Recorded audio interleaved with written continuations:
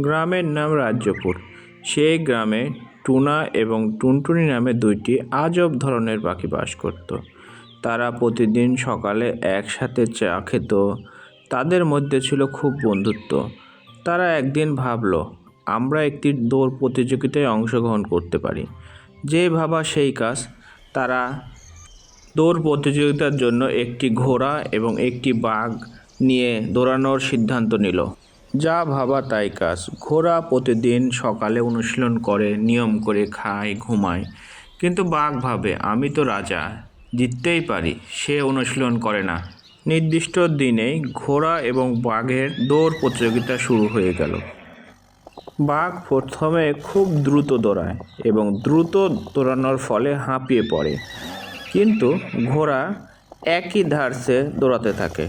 সে কখনো হাঁপায় না এবং শেষ পর্যন্ত ঘোড়াই দৌড়ে বিজয়ী হয়। তখন বাঘ বলে, প্রস্তুতি ছাড়া প্রতিভাও ব্যর্থ হয়। তাই পরিশ্রম আর প্রস্তুতি হলো সাফল্যের চাবিকাঠি। শুধু গর্বে কিছুই যায় আসে না। এই গল্প থেকে আমরা শিখতে পারলাম, পরিশ্রম সাফল্যের চাবিকাঠি।